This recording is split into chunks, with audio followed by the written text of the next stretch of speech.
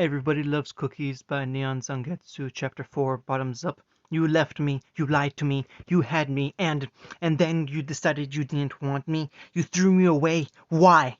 Did I leave you alone? No, Yang, I left you with people who I knew would care for you.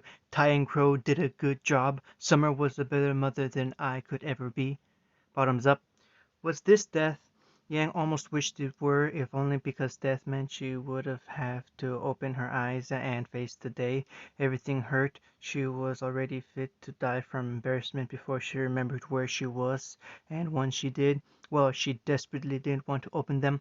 Her mouth was bone dry, her ears ringing, her entire body too stiff, and her eyelids felt like someone had scrubbed them raw with sandpaper from the inside. So yeah, eyes not opening. Today was meant to be a simple day out in Vale with her team, one free from any nasty surprises.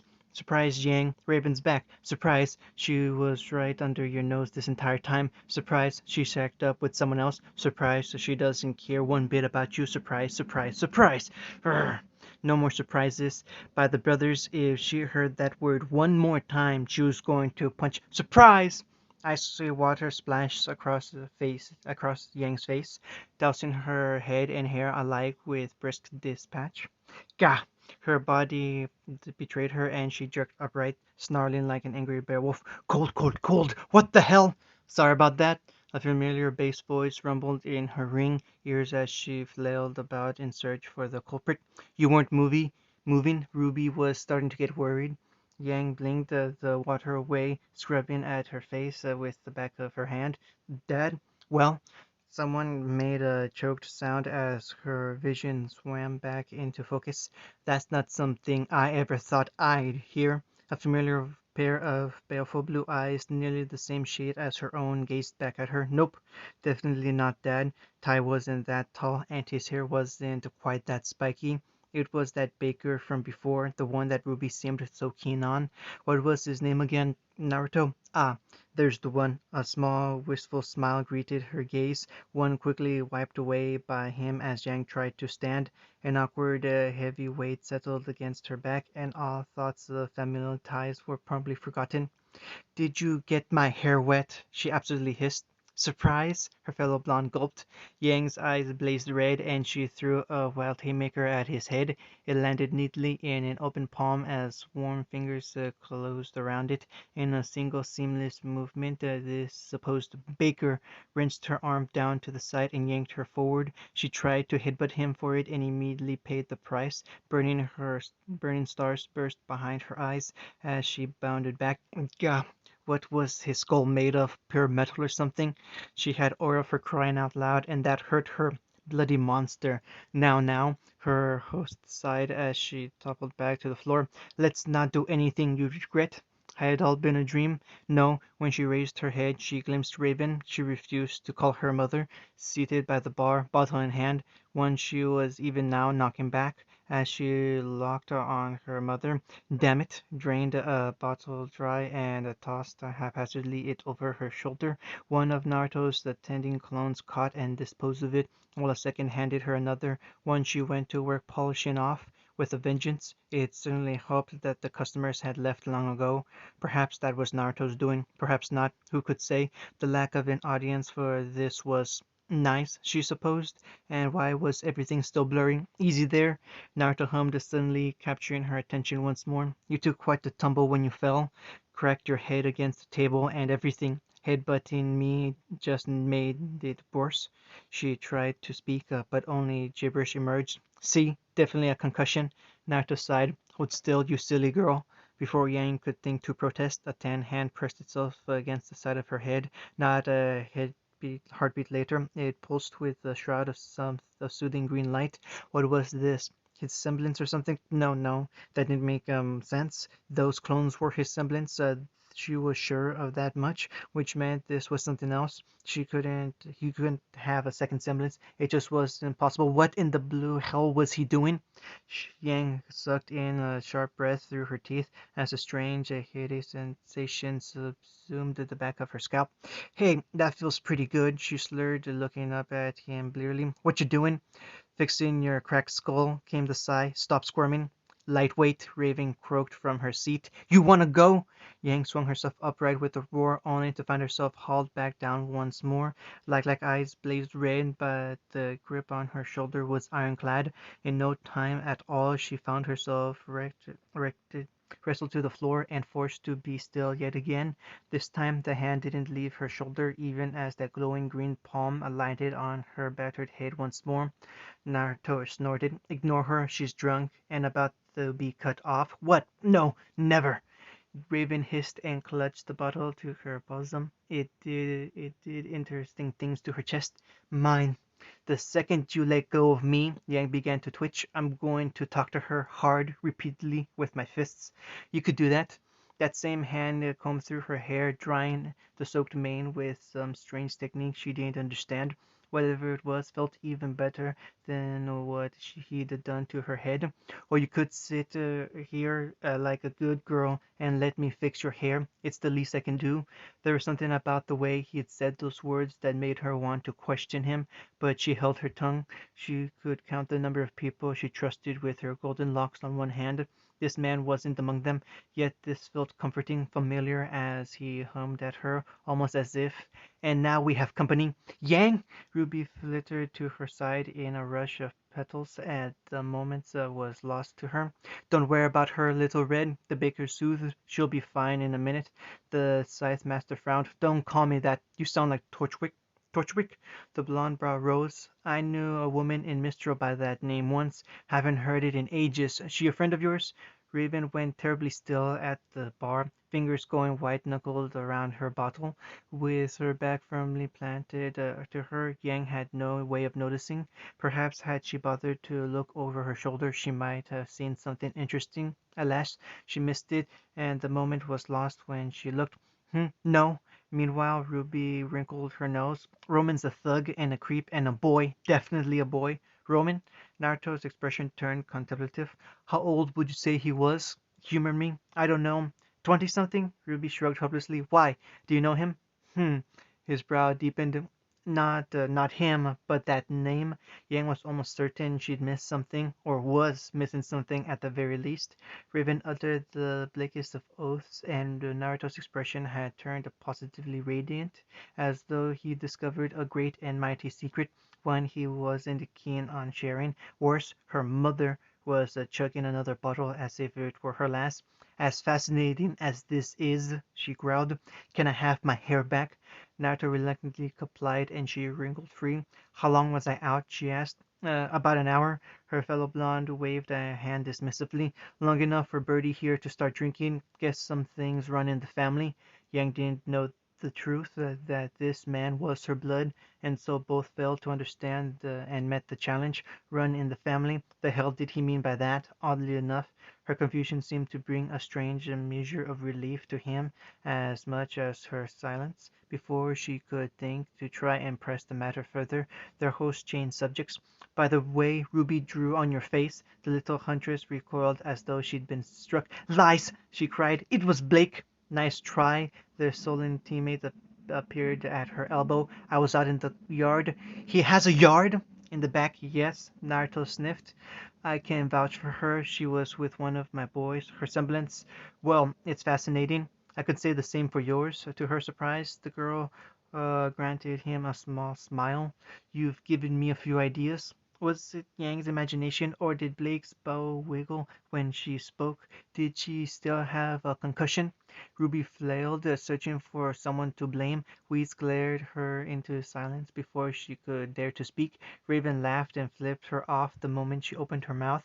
And so it was that small silver eye swung on the sole person remaining. Naruto's grin reminded Yang of a shark. Because it sealed her fate. My handwriting ain't that sloppy, kid. You promised you wouldn't tell, she pouted. Ruby, gah! She ducked Yang's arm. I've been had. See, Naruto was merciless in his calm. She admits it. Ruby howled this condemnation and cried to tackle him, only to find herself held back by a single fighter. Now that Yang thought to look as she scrubbed down her face, she was somewhat chuffed to find that the rest of her team, even Whis, had gathered around to check on her.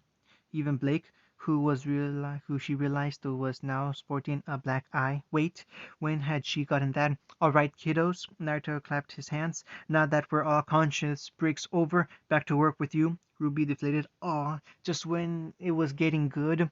Considering you weren't getting anywhere with me, wouldn't call that good. Lies! Naruto flung a pair of warm cookies at her like a twin frisbee, and Ruby caught each with her teeth. What was that, trooper? He laughed at her. I was under the impression you enjoyed being paid to test my stock. Was I mistaken? No, sir. The little huntress somehow managed to both swallow and salute at the same time. Not at all, sir. Then be off with you. Sure enough, Ruby vanished behind the counter in a flurry of red petals. Apparently, work consisted of just that. Ruby tasting sugary treats and ranked them accordingly. Blake being busted outside by a clone, where she promptly set upon by said doppelganger and forced to liberally apply her semblance in what could only loosely be called training, while Weiss, well, she didn't really have words for what Weiss was doing because she wasn't doing anything, just standing there, idly scuffing her foot against the floor. What about me? She asked softly. What about you, Schnee? Naruto tilted his head and Weiss turned red. Here, he lobbed a clean rag at her. Those tables aren't going to clean themselves. Hey! All right, maybe this guy wasn't so bad after all. With a long-suffering sigh, Yang allowed herself to hoisten upright to her feet. It still felt surreal, like a dream. Come to think of it, why had she passed out in the first place? She remembered walking in, seeing Raven, and then she'd said, oh dear, oh gods, meet your new father. Unfortunately, her brain chose that moment to recall that rather unpleasant remark. The implication made her face twitch. Earlier you said he's your new father, yes? Raven called out from the bar. Yet again, her smile just a shade of short smug. Yang nearly conked out all over again. This was the woman she'd been trying to find for as long as she could remember, a woman only ever glimpsed in photographs. They really did look alike, almost eerily so. Had she really been so easy to find? She stole a glance at the woman who had given birth to her, for she could never call her mother, not after what she'd done, and Raven looked right back. Drink? She hefted the bottle. Huh, maybe they were more alike than she thought. Gods, yes. Ordinarily she wouldn't drink like this, but here, now, she drank the whole bloody bottle. She dreamed of this moment for so long, of what she would say, what she would do. Raven had always been a goal, someone to pursue, someone to chase, someone to demand answers from. Now that she was here in the flesh, Yang felt her resolve waver. Right, she could do this. She needed to stay calm, breathe. If she exploded into a fury, Raven would just run off again. Be calm. She willed herself as the clone set another bottle down between the two of them. Be still as a lake. Anger stole the choice from her. Why? She demanded, claiming the seat opposite her. She drank deeply. It burned as it went down. Raven frowned into her own bottle and mirrored her a moment later. Why, what? You'll have to be more specific than that. You left me! Those words ignited everything like dry kindling, waking the dragon within howling fury. You lied to me. You had me, and then you decided you didn't want me. It all tumbled out. The dam was breached, and there could be no holding back the floodwaters.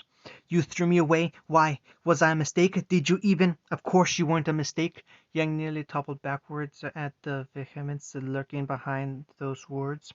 And did I leave you alone? No. Raven shook her head, and somehow the dismissive gesture made her anger boil all the more. Yang, I left you with people who I knew would care for you, folks who raised you far better than I ever could, and you have the nerve to say I didn't want you. Impudent pup. You never would have been born if I didn't want a child. She leaned forward, perhaps emboldened by her drink, or simply too angry to care what she thought, or worse. Could have left you. You would have been raised among the tribe. Would you have liked that, Yang? I think not. Yang recoiled at that thought. That's what I thought. Her mother scowled. What I did was a mercy. Think on that before you throw your misguided blame at me again. She leaned back, no doubt thinking herself victorious, now that her point had been made. Ty and Crow did a good job of raising you. Summer was a better mother than I could ever be. Her words tore open an old wound. Summer died. Raven's face fell. Yes, she did. I'd heard about that. She paused, the eyes alight as they fell upon Naruto. Hmm. Dear, are you able to la la la ignore her? The blonde squawked, shouting over her surly scowl. Like I said, she's drunk, he added with a pointed look. She doesn't know what she's talking about. Just like that, Yang's rage came boiling back, now at him. So, you think you can just waltz back into my life, shack up with some random guy, and expect me to accept it? What about Dad? What about him? Raven tilted her head. Yang didn't fail to notice where her eyes went, but she did fail to understand the implications. Naruto patiently turned his back and returned his attention to the ovens. Yang missed the biplane and mistook it for something else. When the next bottle came, Raven beat her to it and she swore, "You absolute don't be crass." Raven flicked her forehead, drawing a hiss from the younger girl. "I did not simply shack up with someone. I simply chose to rekindle the embers of an old flame." Her gaze regained some of its vitality for a fleeting moment, sharper than any blade. "Recently, at that. If there's anyone to blame for it, it would be him." Naruto swore softly, but otherwise remained silent as Yang's hand crashed down on the table. "How recently?" she hissed. "Today." Raven crossed her arms and twisted the knife, heedless of her daughter's agonized expression. "If I knew you would be emotional about this, I wouldn't bother."